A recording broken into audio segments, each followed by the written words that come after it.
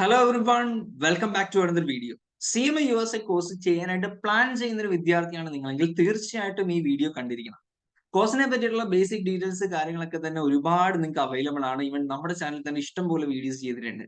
But ഇന്ന് നമ്മൾ ചെയ്യാൻ പോകുന്നത് CMA USA കോഴ്സിന്റെ ക്വസ്റ്റ്യൻസ്, മൾട്ടിപ്പിൾ ചോയ്സ് ക്വസ്റ്റ്യൻസ് ആണ് ഉള്ളതെന്ന് അറിയാം. 100 MCQs ആണ് എക്സാമിന് ചോദിക്കുക ഒരു പാർട്ടിന്ന്. ആ MCQs ഏകദേശം എങ്ങനെയിരിക്കും, എങ്ങനെയാണ് ഇതിന്റെ ചോദ്യങ്ങൾ വരിക എന്നുള്ളതിനെ പറ്റിയിട്ട് ഒരു റഫ് ഐഡിയ തരാനാണ് ഞാൻ ഉദ്ദേശിക്കുന്നത്. ഇവിടെ എല്ലാ ക്വസ്റ്റിനും കാണിച്ചിട്ട് അതിന്റെ ആൻസർ എക്സ്പ്ലെയിൻ ചെയ്യാനല്ല ഉദ്ദേശിക്കുന്നത്. ക്വസ്റ്റിന്റെ ഒരു ഫ്രെയിമിംഗ് എങ്ങനെയാണ്, ഓപ്ഷൻസ് എങ്ങനെയാണ് കൊടുത്തിരിക്കുന്നത്, അപ്പൊ എത്രത്തോളം നമ്മൾ എഫർട്ട് ഇട്ടാൽ, എത്രത്തോളം നല്ല രീതിയിലുള്ള പഠനം നടത്തിയാലാണ് ഇതിന്റെ കറക്റ്റ് ആൻസറിലേക്ക് എത്താൻ പറ്റുക, അങ്ങനെയുള്ള കാര്യങ്ങളെ പറ്റി മനസ്സിലാക്കാനാണ് ഞാൻ ഈ ഒരു വീഡിയോ ചെയ്യുന്നത്. അപ്പം റാൻഡം ആയിട്ടുള്ള കുറച്ച് ടോപ്പിക്സിൽ നിന്ന് റാൻഡം ക്വസ്റ്റ്യൻസ് ആയിരിക്കും ഞാനിവിടെ കാണിക്കാൻ പോകുന്നത്. അപ്പൊ ഫസ്റ്റില് ആദ്യമായിട്ട് ഞാനിവിടെ കാണിച്ചിരിക്കുന്നത് പാർട്ട് 2 സെക്ഷൻ എയിലെ റേഷ്യോസിൽ നിന്നുള്ള ഒരു ടോപ്പിക്കാണ്. Part 2 section A full ratios ആണ്. ബികോം പഠിച്ച വിദ്യാർത്ഥികളാണെങ്കിൽ നിങ്ങൾക്ക് ഓൾറെഡി ഈ റേഷ്യോസ് അറിയാമായിരിക്കും. Liquidity ratio, solvency ratio, profitability ratio, അങ്ങനെ ഇഷ്ടംപോലെ ലിവറേജ് റേഷ്യോസ്, ഇഷ്ടംപോലെ റേഷ്യോസ് ഉണ്ട്. അപ് ടു 30 to 40 റേഷ്യോസ് പഠിക്കാനായിട്ടുണ്ട്. സോ റേഷ്യോസ് എന്ന് പറയുന്ന ഒരു ടോപ്പിക്ക് പഠിക്കുന്ന സമയത്ത് നമ്മൾ ആദ്യം അതിന്റെ ഇക്വേഷൻസ് പഠിച്ചിരിക്കണം, അല്ലെ? ഇപ്പൊ ഇവിടെ തന്നെ കറണ്ട് റേഷ്യോ എന്ന് പറയുന്ന ഒരു ടോപ്പിക്കുമായിട്ട് ബന്ധപ്പെട്ട ചോദ്യമാണ് വന്നിരിക്കുന്നത്. അപ്പൊ കറണ്ട് റേഷ്യോയുടെ ഇക്വേഷൻ എന്തായിരിക്കും? Cash current asset divided by current liabilities എന്നുള്ളതാണ് equation. CA divide by CL. അപ്പൊ ഇവിടെ ചോദിച്ചിരിക്കുന്നത്, നിങ്ങൾക്ക് കറണ്ട് അസറ്റ് തന്നിട്ടുണ്ട് 4 ലക്ഷം ഉണ്ടെന്നും കറണ്ട് ലയബിലിറ്റീസ് തന്നിട്ടുണ്ട് 5 ലക്ഷം ഉണ്ടെന്നും തന്നിട്ടുണ്ട്. ആൻഡ് ഓട്ടോമാറ്റിക്കലി ഇവിടുത്തെ കറണ്ട് റേഷ്യോ എന്തായിരിക്കും? 4 lakh ഡിവൈഡഡ് ബൈ 5 lakh. നിങ്ങൾക്ക് വേണമെങ്കിൽ ഒന്ന് ട്രൈ ഔട്ട് ചെയ്ത് നോക്കാം. 4 lakh divide by 5 lakh. 4 divide by 5 അടിക്കുമ്പോൾ നിങ്ങൾക്ക് എത്ര കിട്ടും? 8.8 ആണ് കിട്ടുന്നത്, അല്ലെ? 8.8 ആണ് വരുന്നത്. സോ 0.8 ആണ് ഇവിടുത്തെ കറണ്ട് റേഷ്യോ എന്ന് പറയുന്നത്. അപ്പൊ അവിടെ നമ്മൾ എന്തൊക്കെ മനസ്സിലാക്കണം? ഏതൊക്കെ വാല്യൂസിൽ ചേഞ്ച് വന്നാൽ ഈ കറണ്ട് റേഷ്യോസ് ചേഞ്ച് ആവാൻ സാധ്യതയുണ്ട് എന്ന് മനസ്സിലാക്കണം. ആദ്യം നമ്മൾ കറണ്ട് അസറ്റ് എന്തൊക്കെയാണെന്ന് മനസ്സിലാക്കണം, കറണ്ട് ലയബിലിറ്റീസ് എന്തൊക്കെയാണെന്ന് മനസ്സിലാക്കണം. കറണ്ട് അസറ്റ് എന്ന് പറഞ്ഞാൽ എന്താ? 1 ഇയറിനുള്ളിൽ ക്യാഷ് ആയിട്ട് കൺവേർട്ട് ചെയ്യാൻ കേപ്പബിൾ ആയിട്ടുള്ള അസറ്റിനെയാണ് കറണ്ട് അസറ്റ് എന്ന് പറയുന്നത്. 1 ഇയറിനുള്ളിൽ പേ ഓഫ് ചെയ്യേണ്ട ലയബിലിറ്റീസിനെയാണ് കറണ്ട് ലയബിലിറ്റീസ് എന്ന് പറയുന്നത്. സോ ഇവിടെ കറണ്ട് അസറ്റിന്റെ എക്സാമ്പിൾസ് എന്തൊക്കെയാണ്? Cash ഇക്വലൻസ്, cash at bank, accounts receivable, stock, inventory, ഇതെല്ലാം എന്താണ്? കറണ്ട് അസറ്റ്സ് ആണ്. കറണ്ട് ലയബിലിറ്റീസിൽ നമുക്ക് ക്രെഡിറ്റേഴ്സ്, ബിൽസ് പേബിൾ, ഇതെല്ലാം എന്താണ്? കറണ്ട് ലയബിലിറ്റീസ് ആണ്. സോ ബേസിക് ആയിട്ടുള്ള ആ ഒരു നോളജ് ഉണ്ടായിരിക്കണം. ഇനി ഓപ്ഷൻസിൽ നോക്കിയേ, എങ്ങനെ ഈ 0.8 എന്നുള്ള കറണ്ട് റേഷ്യോ ചേഞ്ച് ആവണം. ഇപ്പൊ ചേഞ്ച് എന്ന് ചോദിച്ചിരിക്കുന്നത് ഇൻക്രീസ് ആണ് ചോദിച്ചിരിക്കുന്നത് എക്സ്പെഷ്യലി. സോ 0.8നെ 0.81 0.82 0.83 അങ്ങനെ ഇൻക്രീസ് ആക്കണമെങ്കിൽ എന്ത് സംഭവിക്കണം? അപ്പൊ അവിടെ ഒരു കോമൺ സെൻസ് വെച്ച് നമ്മൾ അപ്ലൈ ചെയ്തേ. 2 വാല്യൂസ് ഉണ്ട്, ഒരു ന്യൂമറേറ്റർ, ഒരു denominator. Current asset, current liabilities. ഈ റേഷ്യോ കൂടണമെങ്കിൽ എന്ത് സംഭവിക്കണം?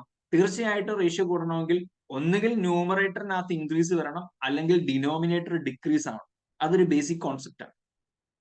ആ രീതിയിലുള്ള ഒരു കോൺസെപ്റ്റുവൽ നോളജ് ഉണ്ടായിരിക്കണം. അപ്പൊ ഇവിടെ ശരി ഉത്തരമായിട്ട് വന്നിരിക്കുന്നത് purchase of 1 lakh of inventory on account എന്ന് പറഞ്ഞു കഴിഞ്ഞാൽ ഇതിനർത്ഥം എന്താണ്? കടത്തിന് നമ്മൾ 1 ലക്ഷം രൂപയുടെ ഇൻവെന്ററി വാങ്ങിച്ചു എന്നുള്ളതാണ് ശരി ഉത്തരം. അപ്പൊ 1 ലക്ഷം രൂപയുടെ ഇൻവെന്ററി വാങ്ങുമ്പോൾ ഓട്ടോമാറ്റിക്കലി നമ്മുടെ കറണ്ട് അസറ്റ് എന്ത് ചെയ്യും? കൂടും. 1 ലക്ഷം രൂപ കൂടും. അപ്പൊ 4 ലക്ഷം എന്നുള്ളത് എത്രയായിട്ട് മാറും? 5 ലക്ഷമായിട്ട് മാറും. അതുപോലെ തന്നെ ഓൺ അക്കൗണ്ട് എന്നാണ് പറഞ്ഞിരിക്കുന്നത്, വിച്ച് മീൻസ് നമ്മൾ പൈസ കൊടുത്തിട്ടില്ല, പക്ഷെ ഒരു ലയബിലിറ്റി അവിടെ ഇൻകർ ചെയ്തിട്ടുണ്ട്, അല്ലെ? കൊടുക്കാനുള്ള ബാധ്യതയുണ്ട്, സാധനം കിട്ടിയിട്ടുണ്ട്. അപ്പൊ അവിടെയും ഒരു 1 lakhന്റെ ഇൻക്രീസ് വരും. അപ്പൊ നമുക്കതൊന്ന് ഡിവൈഡ് ചെയ്താൽ 4 ലക്ഷത്തിന്റെ കൂടെ 1 ലക്ഷം കൂടുമ്പോൾ 5 ലക്ഷം ആവുകയും 5 ലക്ഷത്തിന്റെ കൂടെ ലയബിലിറ്റി 1 ലക്ഷം കൂടുമ്പോൾ 6 ലക്ഷം ആവുകയും ചെയ്യും. So 5 divide by 6, that means 5 lakh divide by 6 lakh എന്ന് പറയുന്നത് 0.833 ആണ്. ഓൾറെഡി ഉണ്ടായിരുന്ന കറണ്ട് റേഷ്യോ എത്രയായിരുന്നു? 0.8 ആയിരുന്നു. ബട്ട് ഓപ്ഷൻ സി പ്രകാരം നമ്മൾ നോക്കുകയാണെങ്കിൽ 1 ലക്ഷം രൂപയുടെ അസറ്റും കൂടി 1 ലക്ഷം രൂപയുടെ ലയബിലിറ്റിയും കൂടിയിട്ടുണ്ട്. അവിടെ കറണ്ട് റേഷ്യോയിൽ എന്ത് സംഭവിക്കുന്നുണ്ട്? ചേഞ്ച് സംഭവിക്കുന്നുണ്ട്. ബാക്കിയുള്ള ഓപ്ഷൻസ് ഒക്കെ എന്താ കൊടുത്തിരിക്കുന്നത്? ഇപ്പം collection of 1 lakh of accounts receivable എന്ന് പറയുന്നു. നമുക്ക് ഓൾറെഡി കിട്ടാനുണ്ടായിരുന്ന അക്കൗണ്ട് റിസീവബിൾ കളക്ട് ചെയ്തു. അക്കൗണ്ട് റിസീവബിൾ ഓൾറെഡി എന്താണ്? കറണ്ട് അസറ്റ് ആണ്. കാശായിട്ട് കിട്ടിയില്ലെങ്കിലും ഡെപ്റ്റേഴ്സിനെ നമ്മൾ എന്തായിട്ടാണ് കാണുന്നത്? കറണ്ട് അസറ്റ് ആയിട്ടാണ് കാണുന്നത്. സോ ആ കിട്ടാനുണ്ടായിരുന്ന 1 ലക്ഷം കിട്ടി. അപ്പൊ ഡെപ്റ്റേഴ്സ് എന്നുള്ളത് മാഞ്ഞു പോവും, ക്യാഷ് എന്നുള്ള 1 ലക്ഷം കൂടും. പക്ഷെ അവിടെ എഫക്റ്റ് വല്ലതും ഉണ്ടോ? ഇല്ല. ഓൾറെഡി ഈ 1 ലക്ഷം നമ്മൾ ഡെപ്റ്റേഴ്സ് എന്ന് പറഞ്ഞ് കാണിച്ചിട്ടുണ്ടായിരുന്നു, അത് കട്ടായി, പകരം അതിനെ ക്യാഷ് ആയിട്ട് കാണിക്കുന്നു. പേരിൽ മാത്രമേ, അക്കൗണ്ട്സിന്റെ പേരിൽ മാത്രമേ മാറ്റം വരുന്നുള്ളൂ. Amount still remains, current asset still remains 4 lakh. അതുപോലെ payment of 1 lakh of accounts payable, നമ്മൾ ഒരാൾക്ക് കൊടുക്കാനുണ്ടായിരുന്ന 1,00,000 രൂപ കൊടുത്തു. കൊടുക്കാൻ ഉണ്ടായിരുന്നത് അക്കൗണ്ട്സ് പേബിൾ എന്ന് പറയുന്നത് എന്താണ്? ലയബിലിറ്റി ആണ്. അപ്പൊ 5,00,000 ലയബിലിറ്റിയിൽ ആ 1,00,000 ഇൻക്ലൂഡഡ് ആണ്. കൊടുക്കാനുള്ളത് കൊടുത്തു എന്ന് പറയുമ്പോൾ ഓട്ടോമാറ്റിക്കലി എന്ത് സംഭവിക്കും? അവിടെ നിങ്ങളുടെ കയ്യിൽ നിന്ന് അസറ്റ് പോകും. അസറ്റ് എന്ത് ചെയ്യും? കയ്യിൽ നിന്ന് പോയി. ക്യാഷ് എന്ന് പറയുന്ന എമൗണ്ട് പോയി. ഇപ്പൊ 4,00,000 നിന്ന് അതെന്തായിട്ട് മാറും? 3,00,000 മാറും. സ്വാഭാവികമായിട്ട് 3,00,000 മാറും. ഇനി അക്കൗണ്ട്സ് പേബിൾ കുറഞ്ഞില്ലേ? അക്കൗണ്ട്സ് പേബിൾ കുറഞ്ഞു. നിങ്ങൾ കൊടുക്കാനുണ്ടായിരുന്ന 1,00,000 ബാധ്യത കുറഞ്ഞു. അപ്പൊ 5,00,000 എന്നുള്ളത് എന്തായിട്ട് മാറും? 5,00,000 എന്നുള്ളത് തീർച്ചയായിട്ടും 4,00,000 മാറും. അപ്പൊ 3/4 എന്ന് പറയുമ്പോൾ 0.75 ആണ് വരുന്നത്. 0.75. നമ്മളുടെ ചോദ്യം ഇൻക്രീസ് ചെയ്യുന്നതായിരുന്നു. ഓൾറെഡി ഇത് 8 ആണ് ഇതിന്റെ റേഷ്യോ വരുന്നത്. അപ്പൊ അത് 0.75 ആയി എന്ന് പറയുമ്പോൾ ഡിക്രീസ് ആണ് ചെയ്തത്, ഇൻക്രീസ്. അപ്പൊ ഇതാണ് ക്വസ്റ്റ്യൻസിന്റെ ഒരു പാറ്റേൺ എന്ന് പറയുന്നത്. ഇപ്പൊ എല്ലാ ഓപ്ഷൻസും അത്യാവശ്യം കോമ്പറ്റീറ്റീവ് ആണ്. കൃത്യമായിട്ട് കോൺസെപ്റ്റ് നോളജ് ഉള്ള ഒരാൾക്കേ ഇത് ചിന്തിച്ച് നോളജ് ഉള്ള ആൾക്ക് ഇതിന്റെ ആൻസർ കണ്ടെത്താൻ സാധിക്കുള്ളൂ. അപ്പൊ നമ്മൾ പഠിക്കുന്ന സമയത്ത് തീർച്ചയായിട്ടും നമുക്ക് ഈ സോഫ്റ്റ്വെയറിനകത്ത് എല്ലാ ഉത്തരത്തിനും ഒരു എക്സ്പ്ലനേഷൻ തന്നിട്ടുണ്ടായിരിക്കും. അതായത് എന്തുകൊണ്ട് ബാക്കിയുള്ള ഓപ്ഷൻസ് മിസ്റ്റേക്ക് ആണ്, തെറ്റാണ് എന്നുള്ളത് വ്യക്തമായിട്ട് അവർ എക്സ്പ്ലെയിൻ ചെയ്യുന്നുണ്ട്. അതുകൊണ്ട് തന്നെ പഠിക്കുന്ന സമയത്ത് നമ്മൾ ആ തെറ്റുത്തരങ്ങൾ കൂടി എന്ത് ചെയ്യണം? കൺസിഡർ ചെയ്യണം. കാരണം ശരി ഉത്തരം, ഇപ്പൊ നമ്മളൊരു ക്വസ്റ്റ്യൻ എടുക്കുന്നു, ഓക്കെ ഇത് കറക്റ്റ് ആൻസർ, സി ആണ് കറക്റ്റ് ആൻസർ അല്ലെ എന്ന് അങ്ങനെ കാണാതെ പഠിച്ചു പോകുന്ന ഒരു സെനാരിയോ അല്ല ഇവിടെ. എന്തുകൊണ്ട് സി ശരിയായെന്നും എന്തുകൊണ്ട് എയും ബിയും ഡിയും തെറ്റായെന്നും മനസ്സിലാക്കിയിരിക്കണം. അങ്ങനെ മനസ്സിലാക്കിയാൽ മാത്രമേ നമുക്ക് കൃത്യമായിട്ട് അതിന്റെ ഒരു കോൺസെപ്റ്റൽ നോളജ് ക്ലാരിറ്റിയോട് കൂടി കിട്ടത്തുള്ളൂ. അടുത്ത ഇതേ മോഡലിൽ ഒരു ക്വസ്റ്റ്യൻ വരുമ്പോൾ നമ്മുടെ ബ്രെയിൻ അതിനനുസരിച്ച് വർക്ക് ചെയ്യത്തുള്ളൂ. ഇപ്പൊ ഇവിടെ ഹോക്കിനകത്ത് ഇവിടെ ഒരു പെർസെന്റേജ് തന്നിട്ടുണ്ട്. എത്ര കുട്ടികൾ ഫസ്റ്റ് അറ്റംപ്റ്റിൽ ആദ്യമായിട്ട് ഈ ചോദ്യം ചെയ്യുന്ന സമയത്ത് എത്ര ആൾക്കാർ ഫസ്റ്റ് അറ്റംപ്റ്റിൽ തന്നെ റൈറ്റ് ആൻസർ ചെയ്തിട്ടുണ്ടെന്ന്. അപ്പൊ അവിടെ പെർസെന്റേജ് എത്രയാണ്? 50%. ലക്ഷക്കണക്കിന് കുട്ടികൾ അറ്റൻഡ് ചെയ്തതിന്റെ അടിസ്ഥാനത്തിലുള്ള ഒരു പെർസെന്റേജ് ആണെന്ന് ആലോചിക്കണം. അപ്പം 50% ആൾക്കാർക്ക് ഫസ്റ്റ് അറ്റൻഡ് കിട്ടിയിട്ടുള്ളൂ. അപ്പൊ ബാക്കി 50% ആൾക്കാർക്ക് എന്ത് ചെയ്തിട്ടുണ്ട്? തെറ്റിയിട്ടുണ്ട്. തെറ്റുന്നത് ഒരിക്കലും മോശം കാര്യമില്ല. തെറ്റുമ്പോഴാണ് നമ്മൾ തന്നെ ചിന്തിക്കുക, ഓക്കെ എവിടെയാണ് നമ്മളുടെ ഒരു ബ്രെയിൻ വർക്ക് ആയത്, തെറ്റിപ്പോയത്, എവിടെയാണ് നമ്മുടെ കാൽക്കുലേഷൻസ് മിസ്സായി എന്നുള്ള കാര്യങ്ങൾ മനസ്സിലാവും. ഇപ്പൊ ഈ റേഷ്യോസ് ഒരു ഐഡന്റിഫിക്കേഷൻ ആണ്. ഒരു മോർ ദാൻ 60% സ്റ്റുഡൻസ് ശരിയാക്കിയ ഒരു ക്വസ്റ്റ്യൻ ആണെങ്കിൽ ആ ക്വസ്റ്റ്യൻ അത്രയും ടഫ് അല്ല എന്നാണ് അർത്ഥം. അതായത് അത്യാവശ്യം ഒരു ആവറേജ് സ്റ്റുഡൻസിന് ക്ലിയർ ചെയ്യാൻ പറ്റുന്ന ക്വസ്റ്റ്യൻ ആണ്. ഒരു 80% മുകളിൽ 75% മുകളിൽ ആൾക്കാർ ശരിയാക്കിയ ക്വസ്റ്റ്യൻ ആണെങ്കിൽ അത് ഈസി ക്വസ്റ്റ്യൻ ആയിരിക്കും. 40-50 റേഞ്ചിലൊക്കെ വരുന്നത് ഹൈലി കോമ്പറ്റേറ്റീവ് ക്വസ്റ്റ്യൻസ് ആണ്. ചില ക്വസ്റ്റ്യൻസിന്റെ ആൻസേഴ്സ് അണ്ടർ 30% ആയിരിക്കും. അതിനർത്ഥം എന്താ? അത് ഭയങ്കര ടഫ് ക്വസ്റ്റ്യൻ ആണെന്നുള്ളത്. അപ്പൊ അത് നമുക്കൊരു ഐഡിയ കിട്ടും. നമുക്ക് ചില ആൻസർ തെറ്റുമ്പോൾ അയ്യോ ഇത് എനിക്ക് കിട്ടുന്നില്ലല്ലോ എന്ന് പേടിക്കണ്ട. നിങ്ങളെ പോലെ കിട്ടാത്തവരായിരിക്കും ചിലപ്പോൾ അതിനകത്ത് മെജോറിറ്റി ആൾക്കാർ. അപ്പൊ ആ ഒരു തെറ്റിൽ നിന്നായിരിക്കും നമ്മളത് പയ്യെ പയ്യെ പഠിച്ചു കൊണ്ടുവരുന്നത്.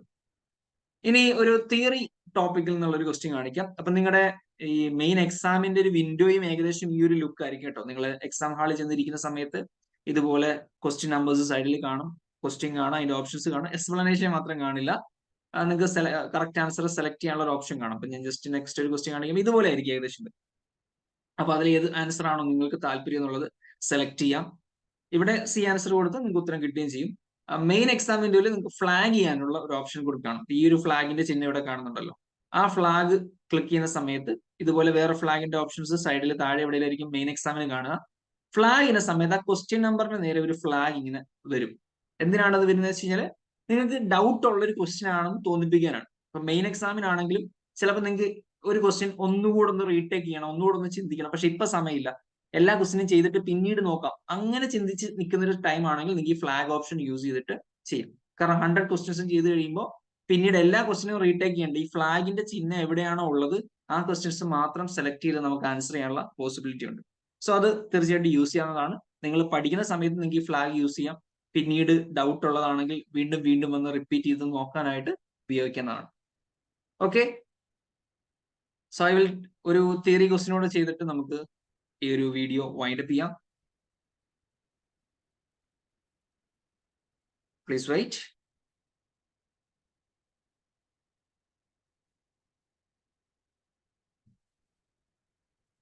ഞാൻ എത്തിക്സ് എന്ന് പറയുന്ന സെക്ഷൻ എഫിലെ ഒരു ക്വസ്റ്റ്യൻ ആണ് ഇവിടെ എടുക്കാൻ പോകുന്നത്. ബിസിനസ് ഫ്രോഡ് എന്ന് പറയുന്ന ഒരു ടോപ്പിക്കിൽ നിന്ന്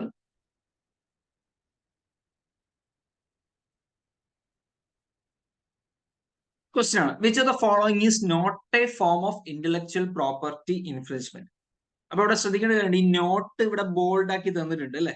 അപ്പൊ ചിലപ്പോ ക്വസ്റ്റ്യൻ ഒക്കെ വായിക്കുന്ന സമയത്ത് പല സ്റ്റുഡൻസും ഈ നോട്ടൊക്കെ ശ്രദ്ധിക്കാതെ പോകും. അല്ലെങ്കിൽ ക്വസ്റ്റ്യന്റെ അവസാനം വന്നിട്ട് എക്സെപ്റ്റ്, എക്സ്പെക്ട് എന്നൊക്കെ പറഞ്ഞിട്ട് ഇട്ട് കളയും. അപ്പൊ എന്താ അങ്ങനെ ഇടുന്നതിന്റെ പ്രശ്നം എന്ന് വെച്ച് കഴിഞ്ഞാൽ അതുവരെ ചോദിച്ചു വന്നിരിക്കുന്നതിന് അതിന്റെ ഓപ്പോസിറ്റ് ആയിരിക്കും ആൻസർ. താഴെ തന്നിരിക്കുന്നവയിൽ എല്ലാം ശരിയാണ് ഒന്നൊഴികെ. പക്ഷെ ഈ ഒന്നൊഴികെ എന്നുള്ള പോർഷൻ കാണാത്ത ഒരാൾ താഴെ തന്നിരിക്കുന്നതിൽ ഏതാണ് ശരിയെന്നായിരിക്കും ചിലപ്പോൾ ചിന്തിക്കുക. ക്വസ്റ്റ്യൻ കൃത്യമായിട്ട് വായിക്കണം. അപ്പൊ ഇവിടെ നോട്ട് ഇവിടെ ബോൾഡിൽ തന്നിട്ടുണ്ട്, നമ്മൾ അത് ശ്രദ്ധിക്കാൻ വേണ്ടി. മെയിൻ എക്സാമിന് എല്ലാ നോട്ടുകളും എക്സ്പെക്റ്റുകളും ഒക്കെ ബോൾഡിൽ തരുമോ എന്നുള്ളത് സംശയമാണ്. താഴെ തന്നിരിക്കുന്നവയിൽ ഇന്റലക്ച്വൽ പ്രോപ്പർട്ടി ഇൻഫ്രിഞ്ച്മെന്റിന്റെ എക്സാമ്പിൾ അല്ലാത്തത് ഏത് എന്നാണ് ചോദിച്ചിരിക്കുന്നത്. അപ്പൊ ഇന്റലക്ച്വൽ പ്രോപ്പർട്ടി ഇൻഫ്രിഞ്ച്മെന്റ് എന്താണെന്ന് ആദ്യം അറിഞ്ഞിരിക്കണം അല്ലെ. ഇന്റലക്ച്വൽ പ്രോപ്പർട്ടി ഇൻഫ്രിഞ്ച്മെന്റ് എന്ന് പറഞ്ഞാൽ മറ്റൊരാളുടെ അയാൾ കഷ്ടപ്പെട്ടുണ്ടാക്കിയിരിക്കുന്ന ഒരു സാധനമാവാം, ആർട്ട് ആവാം, അയാളുടെ ഒരു പ്രൊഡക്റ്റ് ആവാം, കണ്ടുപിടുത്തം ആവാം, വാട്ട് എവർ ഇറ്റ് ഈസ്, അത് അവരുടെ അനുവാദം ഇല്ലാതെ നമ്മൾ ഉപയോഗിക്കാൻ പാടില്ല എന്നുള്ളതാണ് ഇന്റലക്ച്വൽ പ്രോപ്പർട്ടി റൈറ്റ് കൊണ്ട് ഉദ്ദേശിക്കുന്നത്. സോ മറിച്ച് നിങ്ങൾ അങ്ങനെ അനുവാദമില്ലാതെ ഒരാളുടെ കോണ്ടന്റ് എടുത്ത് ഉപയോഗിക്കുകയാണെങ്കിൽ അത് ഇന്റലക്ച്വൽ പ്രോപ്പർട്ടി ഇൻഫ്രിഞ്ച്മെന്റ് ആണ്. അപ്പൊ ആ കൂട്ടത്തിൽ പെടാത്ത രീതി എന്നാണ് ചോദിച്ചിരിക്കുന്നത്. ഇപ്പൊ ഇവിടെ ആദ്യം തന്നെ ഓപ്ഷൻ നോക്കി, manufacturing and selling a product on which some other persons or company has a patent. മറ്റേതെങ്കിലും കമ്പനിക്ക് പേറ്റന്റ് ഉള്ള ഒരു പ്രൊഡക്റ്റ് നമ്മളെടുത്ത് മാനുഫാക്ചർ ചെയ്ത് വിൽക്കുന്നു. ശരിയാണോ? അത് ശരിയല്ല, അത് ഇന്റലക്ച്വൽ പ്രോപ്പർട്ടി ഇൻഫ്രിഞ്ച്മെന്റ് ആണ്. മറ്റൊരാളുടെ പ്രൊഡക്റ്റിന്റെ ഷേപ്പ്, അപ്പിയറൻസ് ഒക്കെ, ഡിസൈൻ ഒക്കെ കോപ്പി അടിക്കുന്നു. ഇപ്പൊ കാർ കമ്പനികൾ, മൊബൈൽ കമ്പനികളൊക്കെ തമ്മിൽ അടി ഉണ്ടാവാറില്ലേ, ഞങ്ങളുടെ ഡിസൈൻ അതേപോലെ കോപ്പി അടിച്ചു എന്നൊക്കെ പറഞ്ഞിട്ട്. അപ്പൊ അങ്ങനെ ഡിസൈൻ കോപ്പി അടിച്ചാൽ അത് ഇന്റലക്ച്വൽ പ്രോപ്പർട്ടി ഇൻഫ്രിഞ്ച്മെന്റ് അല്ലേ. ഇളയരാജ പറഞ്ഞിട്ടില്ല, അദ്ദേഹത്തിന്റെ പാട്ടുകൾ നിങ്ങൾ അനുവാദമില്ലാത്ത സ്റ്റേജ് ഷോസിലും അതുപോലെ തന്നെ റിയാലിറ്റി ഷോസിലൊക്കെ പാടുന്നു, എനിക്ക് അതിന് റോയൽറ്റി തരണമെന്ന് ഇളയരാജ എന്ന് പറയുന്ന മ്യൂസിക് ഡയറക്ടർ പറഞ്ഞു. അപ്പൊ എല്ലാവരും ചീത്ത വിളിച്ചു. പക്ഷെ പുള്ളി കറക്റ്റ് അല്ലേ പറയുന്നത്. പുള്ളിയുടെ കോണ്ടന്റ്, പുള്ളി ഉണ്ടാക്കിയ സാധനം അയാളുടെ അനുവാദം ഇല്ലാതെ നമ്മൾ ഉപയോഗിക്കാൻ പാടില്ല. അപ്പം ഓപ്ഷൻ ബിയും ഒരു ഇൻഫ്രിഞ്ച്മെന്റ് ആണ്. സിയിൽ പറഞ്ഞിരിക്കുന്നത് പക്ഷെ ഇൻഫ്രിഞ്ച്മെന്റ് അല്ല. നിങ്ങൾ അടിച്ചു മാറ്റിയ ഇൻവെന്ററി അടിച്ചു മാറ്റിയൊരു ഇൻവെന്ററി ജെന്യുവൻ ആയിട്ട് കമ്പനിയിൽ നിന്ന് പുറത്തേക്ക് പോയതാണെന്ന് കാണിക്കാൻ വേണ്ടി ഫാൾസ് ആയിട്ടുള്ള സെയിൽസ് ഡോക്യുമെന്റ്സ് ക്രിയേറ്റ് ചെയ്തു എന്നാണ് പറഞ്ഞിരിക്കുന്നത്.